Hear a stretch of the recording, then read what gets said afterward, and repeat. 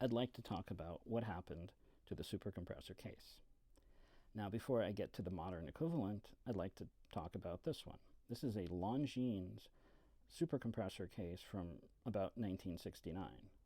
Now, as you can see, this has a crown, 2 chrono pushers, and a second crown. Now, this second crown is for the internal bezel. A common misconception a lot of people have is that super compressor means 2 crowns. And technically, while this does have 2 crowns, it's not in the standard arrangement. As a matter of fact, you can get a super compressor with a single crown. Super compressor has nothing to do with the crowns. As you can see in the diagram here, it's actually a reference to a spring that's built into the case back.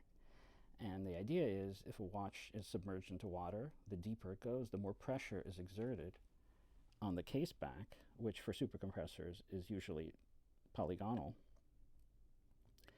And that in turn presses harder on the spring, and that compresses against the rubber gasket even harder.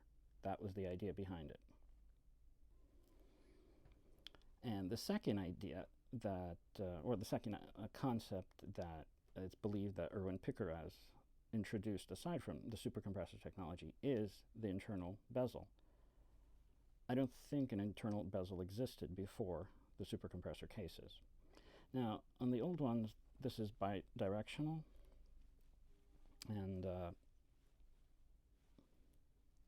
doesn't seem to be geared. At least this particular version. I don't have any others to reference. So this is a summary of the vintage. And here we have the modern IWC Aquatimer. This would, I guess, be called the second generation, and it's from around 2006. This is a larger 44 millimeter so-called, well, Cousteau diver, and here's the regular 42 millimeter version. The concept behind them is the same, it's just a larger case size. I'll just focus on this one, as it has a coloring that's more attuned to vintage dive watches. Anyway, when I got the smaller Aquatimer, I got it off of eBay, and for certain watches, you have no choice but to have it sent to eBay authenticators.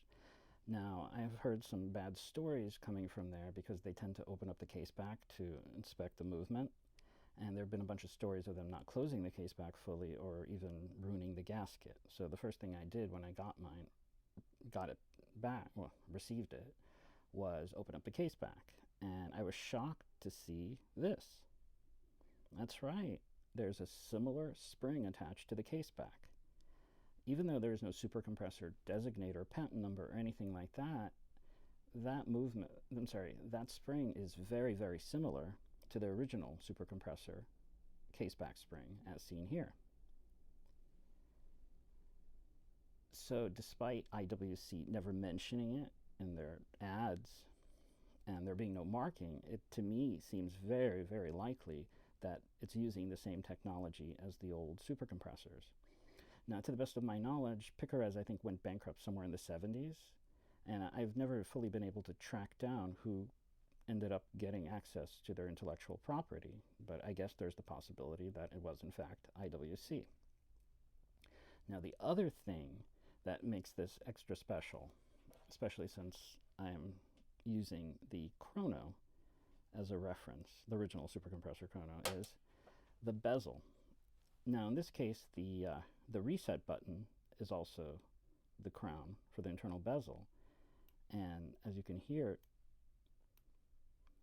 the geared internal bezel is just sublime. It's light years ahead of anything you can get on an original super compressor. So the point I'm trying to make is, even though it's never been documented by the evidence I have here, it really does appear that these second generation Aquatimers are, in fact, the spiritual successor of the original super compressors, despite not having that name. It has the same internal bezel, and it has the same case back spring. That is what, in fact, makes a super compressor a super compressor. I've not seen anyone mention this before, so I thought it'd be interesting to make a video and focus on it. And that's about it for this video. And as usual, thanks for watching.